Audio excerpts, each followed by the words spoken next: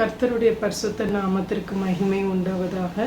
இந்த நாளிலும் கூட நாம் அப்போஸ்தலர் 6ஆம் அதிகாரத்தை நாம் தியானிக்க போகிறோம். நாம் ஜெபித்து தியானிக்கலாம். பிதாவாகிய தேவனே, உம்முடைய குமாரனாகிய இயேசு கிறிஸ்துவின் நாமத்தினாலே உம்முடைய சமூகத்திற்கு வருகிறோம். அப்பா, இந்த நாளிலும் கூட உம்முடைய பரிசுத்த ஆவியானவர் எங்களுக்கு அப்போஸ்தலர் 6ஆம் அதிகாரத்தை எங்களுக்கு கற்றுத்தரும்படியாய், இந்த நேரம் எங்களுக்கு ஆசீர்வாதமாய் இருக்கும்படியாய் எங்களையே உம்முடைய கரத்தில் தாழ்த்தி ஒப்பு கொடுக்கிறோம். இயேசு கிறிஸ்துவின் நாமத்தில் ஜெபிக்கிறோம் நல்ல பிதாவே, ஆமென். எல்லாரும் உங்களுடைய வேதாகமத்தை அப்போஸ்தலர் 6ஆம் அதிகாரம் எடுத்துக்கொள்ளுங்கள். 1ஆம் வசனம். அந்நாட்களிலே சீஷர்கள் பெருகின போது கிரேக்கரானவர்கள் தங்கள் விதவைகள் அன்றாடக விசாரணையில் திட்டமாய் விசாரிக்கப்படவில்லை என்று எபிரேயருக்கு விரோதமாய் முறுமுறுத்தார்கள். அந்நாட்களில் அப்படின்னு பார்க்கும் பொழுது நம்ம முந்தின அதிகாரம் 5ஆம் அதிகாரத்தில் 42ஆம் வசனம் கடைசி வசனம் என்ன எழுதப்பட்டிருக்குன்னா, தினந்தோறும் தேவாலயத்திலேயும் வீடுகளிலேயும் இடைவிடாமல் உபதேசம் பண்ணி இயேசுவை கிறிஸ்துவென்று பிரசங்கித்தார்கள். அப்போஸ்தலர்கள் அவங்க ஆலோசனை சங்கத்தாரால் எச்சரிக்கப்பட்டும் அவங்க அதுக்கு பயப்படாமல் அவங்க தேவன் கொடுத்த கட்டளையின்படி அவங்க தேவனுடைய வார்த்தையை அவங்க என்ன பண்ணுறாங்க, ஜனங்களுக்கு போதிக்கிறாங்க. தேவாலயத்திலேயும் வீடுகளிலேயும் இடைவிடாமல் அவங்க உபதேசம் பண்ணி இயேசுவே கிறிஸ்து என்று பிரசங்கித்தார்கள். அப்போ இங்கே என்ன நடக்குது அப்படின்னா, இப்போ அநேக ஜனங்கள் சீஷர்களாக அவங்க சேர்க்கப்படுறாங்க. இன்னொரு காரியம் நம்ம 5ஆம் அதிகாரத்தில் தியானித்தது என்னன்னா, அந்த சீஷர்கள் என்ன பண்ணாங்கன்னா, அவங்களுக்கு இருந்த வீடு நிலம் இதெல்லாத்தையும் விற்று அப்போஸ்தலருடைய பாதத்தில் வைத்தார்கள் என்று நம்ம தியானித்தோம். அப்புறம் அந்த சீஷர்களுக்கு இருக்கிற தேவைகளின்படி அப்போஸ்தலர்கள் அவங்களுக்கு அந்த காரியத்தை பகிர்ந்து கொடுத்தாங்க. அப்போ இப்படிப்பட்ட நாட்களில் என்ன நடக்குது அப்படின்னா, அந்த சீஷர்களுக்குள் இருந்த விதவைகளுக்கு அவங்க உணவு கொடுக்கப்படுது. அப்போ அந்த டைமில் என்ன நடக்குது அப்படின்னா, கிரேக்க பாஷை பேசின சீஷர்களும் அவங்க என்ன ஒரு கம்ப்ளைண்ட் கொடுக்குறாங்க அப்படின்னா, எங்களுடைய விதவைகள் சரியாக விசாரிக்கப்படலை அப்படின்னு சொல்லி எபிரிய மொழி பேசுகிற யூதர்களுக்கு எதிராக ஒரு கம்ப்ளைண்ட் கொடுக்குறாங்க. அப்போஸ்தலர்கள்ட்ட கம்ப்ளைண்ட் பண்ணுறாங்க. அப்போது அப்போஸ்தலர்கள் அதுக்கு என்ன முடிவு எடுக்கிறாங்க அப்படிங்கிறத பார்ப்போம். 2ஆம் வசனம். அப்பொழுது 12 சீஷர் கூட்டத்தை வரவழைத்து, நாங்கள் தேவ வசனத்தை போதியாமல் பந்தி விசாரணை செய்வது தகுதி அல்ல. அப்போ அவங்க என்ன சொல்கிறாங்கன்னா, அவங்களுக்குன்னு கர்த்தர் கொடுத்த காரியம் கர்த்தருடைய வார்த்தையை போதிக்கிற ஒரு காரியம். அதை நாங்கள் விட்டுட்டு நாங்கள் பந்தி விசாரணை செய்வது எங்களுக்கு தகுதியாக இருக்காது. 3ஆம் வசனம். ஆதலால் சகோதரரே, பரிசுத்த ஆவியும் ஞானமும் நிறைந்து நற்சாட்சி பெற்றிருக்கிற 7 பேரை உங்களில் தெரிந்து கொள்ளுங்கள். அவர்களை இந்த வேலைக்காக ஏற்படுத்துவோம். ஒரு ஆலோசனை கொடுக்குறாங்க. அப்போஸ்தலர்கள் சீஷர்களுக்கு ஆலோசனை கொடுக்குறாங்க. என்ன ஆலோசனை அப்படின்னா, பரிசுத்த ஆவியும் ஞானமும் நிறைந்து நற்சாட்சி பெற்றிருக்கிற 7 பேரை நீங்கள் தெரிந்து கொள்ளுங்க. அவங்கள இந்த பந்தி விசாரிப்புக்கென்று நம்ம ஏற்படுத்துவோம் அப்படின்னு சொல்கிறாங்க. 4ஆம் வசனம். நாங்களோ ஜெபம் பண்ணுவதிலும் தேவ வசனத்தை போதிக்கிற ஊழியத்திலும் இடைவிடாமல் தரித்திருப்போம் என்றார்கள். அவங்க என்ன சொல்கிறாங்க, அப்போஸ்தலர்கள் சீஷர்கள்ட்ட என்ன சொல்கிறாங்கன்னா, இதுக்கென்று நம்ம 7 பேரை நியமிச்சிருவோம். அப்போது நாங்கள் என்ன பண்ணுவோம், இந்த காரியத்தில் தலையிடாமல் நாங்கள் ஜெபம் பண்ணுவதிலும் வேத வசனத்தை போதிக்கிற ஊழியத்திலும் நாங்கள் இடைவிடாமல் தரித்திருப்போம் அப்படின்னு சொல்கிறாங்க. 5ஆம் வசனம். இந்த யோசனை சபையார் எல்லாருக்கும் பிரியமாக இருந்தது.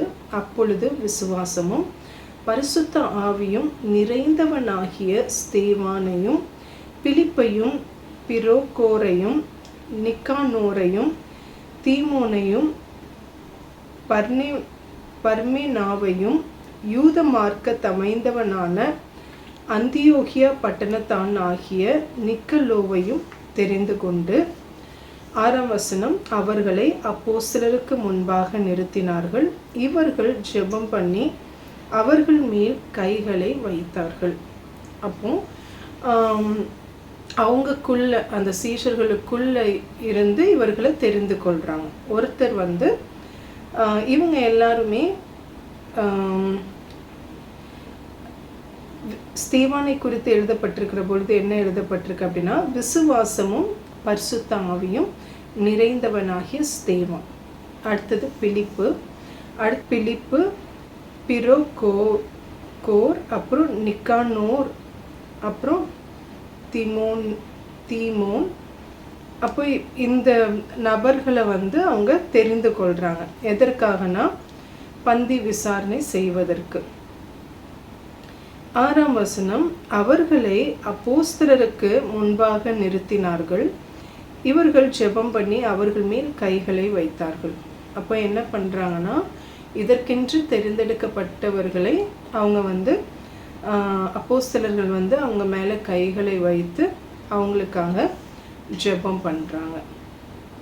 7ஆம் வசனம், தேவ வசனம் விருத்தி அடைந்தது, சீஷருடைய தொகை எருசலேமில் மிகவும் பெருகிற்று, ஆசாரியர்களில் அநேகரும் விசுவாசத்துக்கு கீழ்ப்படிந்தார்கள். அப்போ அங்கே என்ன நடக்குது அப்படின்னா, அந்த அப்போஸ்தலர்கள் 12 பேரும் என்ன பண்ணுறாங்கன்னா, அவங்க இடைவிடாமல் ஜெபத்திலும் வேத வசனத்தை போதிக்கிறதுலையும் அவங்க தரித்திருந்தது நிமித்தமும், இன்னும் அவங்களுடைய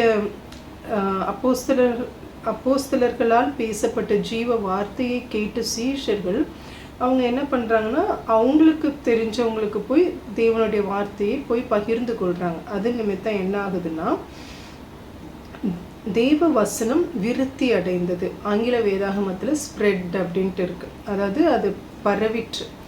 அப்போ அது நிமித்தம் என்ன ஆகுதுன்னா, சீஷருடைய தொகை எருசலேமிலே மிகவும் பெருகிற்று. அப்போ அந்த வார்த்தையை கேட்டு அநேகர் என்ன பண்ணுறாங்கன்னா, விசுவாசித்து அந்த சீஷர் கூட்டத்தில் சேர்க்கப்படுறாங்க. 3வது காரியம், ஆசாரியர்களில் அநேகரும் விசுவாசத்துக்கு கீழ்ப்படிந்தார்கள். ஹல்லேலூயா. ஆசாரியர்கள் அவங்க இந்த ஜீவ வார்த்தையை ஏற்றுக்கொள்ளாதவர்களாக இருந்துட்டு இருந்தவர்களும் கூட அவங்க தேவனுடைய வார்த்தையை விசுவாசித்து அவங்க என்ன பண்ணுறாங்கன்னா, அவங்க தேவனுடைய வார்த்தைக்கு கீழ்ப்படிய ஆரம்பிக்கிறாங்க. 8ஆம் வசனம், ஸ்தேவான் விசுவாசத்தினாலும் வல்லமையினாலும் நிறைந்தவனாய் ஜனங்களுக்குள்ளே பெரிய அற்புதங்களையும் அடையாளங்களையும் செய்தான். இப்போ இந்த பந்தி விசாரிப்புக்கென்று தெரிந்தெடுக்கப்பட்ட நபர்களில் இருந்த ஸ்தேவான் என்கிறவரை குறித்து மீதி வசனங்களில் நம்ம பார்க்க போகிறோம். அவர் எப்படிப்பட்டவராக இருந்தாராம்? விசுவாசத்தினாலும் வல்லமையினாலும் நிறைந்தவராக இருந்தார். கர்த்தர் அவரை எப்படி பயன்படுத்தினார்னா, ஜனங்களுக்குள்ளே பெரிய அற்புதங்களையும் அடையாளங்களையும் செய்கிற ஒரு மனுஷனாக இருந்தார். 9ஆம் வசனம், அப்பொழுது லிபர்த்தினர் எனப்பட்டவர்களின் ஆலயத்தை சேர்ந்தவர்களிலும் சிரேனே பட்டணத்தாரிலும் அலெக்சாந்திரியா பட்டணத்தாரிலும் சிலிசியா நாட்டாரிலும் ஆசியா தேசத்தாரிலும் சிலர் எழும்பி ஸ்தேவானுடனே தர்க்கம் பண்ணினார்கள். 10ஆம் வசனம், அவன் பேசின ஞானத்தையும் ஆவியையும் எதிர்த்து நிற்க அவர்களால் கூடாமற் போயிற்று. அப்போ ஸ்தேவானை கர்த்தர் பயன்படுத்தின பொழுது ஒரு கூட்ட ஜனம், அவங்க யார்னா லிபர்த்தீனர் எனப்பட்டவர்களின் ஆலயத்தை சேர்ந்தவர்களிலும், ஆங்கில வேதாகமத்தில் ஃப்ரீட் மேன் அப்படின்ட்டு இருக்கு. லிபர்த்தீனர் அப்படின்னா அவங்க அடிமைகளாக இருந்து சட்ட ரீதியாக விடுதலையாக்கப்பட்டவர்கள். அப்புறம் சிரேனே பட்டணத்தார். சிரேனே பட்டணத்தார் அப்படின்னு பார்க்கும் பொழுது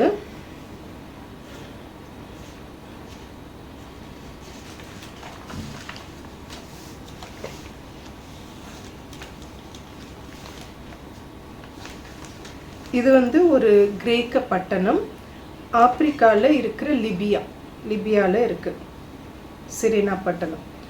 அதுக்கப்புறம் அலெக்சாந்திரியா பட்டணம் அப்படின்னு பார்க்கும்போது எகிப்தில் உள்ள ஒரு பட்டணம். இது பேரரசர் அலெக்சாந்தரால் நிறுவப்பட்ட பட்டணம்.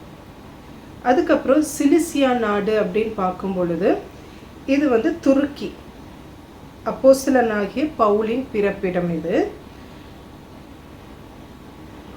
அடுத்தது ஆசியா தேசத்தாரிலும் சிலர். ஆசியா தேசத்தார் வந்து இந்த துருக்கியிலேயே ஆசிய மைனர் அப்படின்னு ஒரு இடம் இருக்குது, அதுதான் இங்கே எழுதப்பட்டிருக்கு. ஆசியா தேசத்தாரிலும் இந்த பகுதியில் இருக்கிற ஜனங்கள் என்ன பண்ணுறாங்கன்னா, ஸ்தேவானுக்கு எதிராக அவங்க தர்க்கம் பண்ணுறாங்க. அவரோடு கூட ஒரு கருத்து வேறுபாடில் அவங்க ஈடுபடுறாங்க. ஆனால் வேத வசனத்தில் என்ன எழுதப்பட்டிருக்குன்னா, ஸ்தேவான் வந்து பேசின ஞானத்தையும் ஆவியையும் எதிர்த்து நிற்க அவர்களால் கூடாமற் போயிற்று. அப்போது பரிசுத்த ஆவியானவர் ஸ்தேவானுக்குள் இருந்து கிரியை செய்கிறார். அதை இந்த கூட்டத்தில் உள்ள ஜனங்கள் அவங்களால என்ன பண்ண முடியல, எதிர்த்து நிற்க முடியல. அதனால அவங்க என்ன பண்ணுறாங்கன்னா, 11ஆம் வசனம், அப்பொழுது அவர்கள் மோசேக்கும் தேவனுக்கும் விரோதமாக இவன் தூஷண வார்த்தைகளை பேச கேட்டோம் என்று சொல்லும்படியாக மனுஷரை ஏற்படுத்தி அவங்க என்ன பண்ணுறாங்கன்னா, பொய்யாய் மனிதர்களை ஏற்படுத்துகிறாங்க.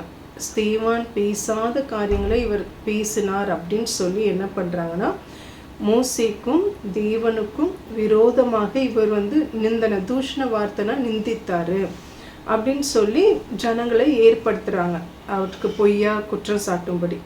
12ஆம் வசனம், ஜனங்களையும் மூப்பரையும் வேத பாரகரையும் எழுப்பிவிட்டு அவன் மேல் பாய்ந்து அவனை பிடித்து ஆலோசனை சங்கத்தாருக்கு முன்பாக இழுத்து கொண்டு போய். அப்போ இவருக்கு ஸ்தேவானுக்கு எதிராக என்ன பண்ணுறாங்கன்னா, ஜனங்களையும் மூப்பரையும், மூப்பர் வந்து சபையில் ஒரு தலைமைத்துவத்தில் இருந்தவங்க, வேத பாரகர்னா வேதத்தை ஜனங்களுக்கு போதித்தவர்கள், சட்டத்திட்டங்களை போதித்தவர்கள். அப்போ வேத பாரகரையும் எழுப்பி விட்டு ஸ்தேவான் மேலே பாய்ந்து என்ன பண்ணுறாங்களா, ஸ்தேவானை பிடித்து ஆலோசனை சங்கத்தாருக்கு முன்பாக இழுத்து கொண்டு போய் 13ஆம் வசனம், பொய் சாட்சிகளையும் நிறுத்தினார்கள். அந்த ஏற்கனவே ஏற்படுத்தி வைத்திருந்தாங்களே அந்த மனிதர்களை நிறுத்துறாங்க. அந்த மனிதர்கள் பொய்யா என்ன சொல்கிறாங்கன்னா, இவர்கள் இந்த மனுஷன் இந்த பரிசுத்த ஸ்தலத்துக்கும் வேத பிரமாணத்துக்கும் விரோதமாக தூஷண வார்த்தைகளை ஓயாமற் பேசுகிறான். இப்போ ஸ்தேவான் வந்து ஓயாமல் வந்து தூஷண வார்த்தையை பேசுகிறாருன்னு பொய்யா குற்றம் சுமத்துறாங்க. 14ஆம் வசனம், எப்படி என்றால் நசரேன் ஆகிய அந்த இயேசு இந்த ஸ்தலத்தை அழித்து போட்டு மோசே நமக்கு கொடுத்த முறைமைகளை மாற்றுவான் என்று இவன் சொல்ல கேட்டோம் என்றார்கள்.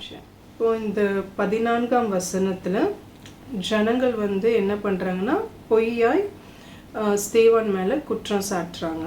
15ஆம் வசனம், ஆலோசனை சங்கத்தில் உட்கார்ந்திருந்த அனைவரும் அவன் மேல் கண்ணோக்கமாயிருந்து அவன் முகம் தேவதூதன் முகம் போல் இருக்க கண்டார்கள். ஹல்லேலூயா. அங்கே ஸ்தேவான் வந்து ஆலோசனை சங்கத்தார் முன்னாடி நிற்கிறாரு. அப்போ அந்த எல்லாருமே அவரை பார்த்துட்ருக்குறாங்க. பார்த்துட்டு இருந்த பொழுது அவருடைய முகம் வந்து தேவதூதன் முகம் போல் இருக்கிறத அவங்க பார்த்தார்களாம். இப்போ தெய்வ மகிமையினால் ஸ்தேவான் வந்து நிரப்பப்பட்ட ஒரு மனுஷனாக இருந்தார். ஹல்லேலூயா. இங்கே முக்கியமாக நம்ம கவனிக்க வேண்டிய ஒரு காரியம், ஸ்தேவான் வந்து விசுவாசத்தினாலும் வல்லமையினாலும் நிறைந்தவராய் ஜனங்களுக்குள்ளே பெரிய அற்புதங்களையும் அடையாளங்களையும் செய்தான் என்று எழுதப்பட்டிருக்கிறது. அடுத்தது இங்கே நம்ம பார்க்கும் பொழுது 5ஆம் வசனத்தில் பார்க்கும் பொழுது, அப்பொழுது விசுவாசமும் பரிசுத்த ஆவியும் நிறைந்தவனாகிய ஸ்தேவானையும். அப்போது ஸ்தேவான் வந்து அவர் நிச்சயமாக அவர் பிரயாசப்பட்டது நிமித்தம் அவர் வந்து விசுவாசமும் பரிசுத்த ஆவியினாலும் நிரப்பப்பட்டு வல்லமையினாலும் நிரப்பப்பட்டிருந்த ஒரு மனுஷனாக இருந்தார். நம்ம வாழ்க்கையில் நம்ம எதினால் நிரப்பப்படுகிறோம்? நம்மளுடைய கண்கள், நம்ம பார்க்கிற காரியங்கள், நம்ம கேட்கிற காரியங்கள், நம்ம பேசுகிற காரியங்கள், நம்ம செயல்கள், நம்ம நடக்கிற பாதைகள், ஒவ்வொன்றுமே அது நம்ம சரீரத்துக்குள் ஒரு வாசலாய் இருக்கிறது. தேவனுடைய வார்த்தையை தியானிப்பதிலேயும், தேவனுடைய வார்த்தையை பேசுவதிலும், தேவனுடைய வார்த்தையை கேட்பதிலும், தேவன் சொல்லுகிற காரியங்களை செய்வதிலும், அவர் காட்டுகிற பாதையிலும் நாம் நடப்பதற்கு நம்மளை ஒப்பு கொடுக்கும் பொழுது நிச்சயமாய் தேவன் நம்மளை அவர் மகிமைக்காக எடுத்து பயன்படுத்துவார்.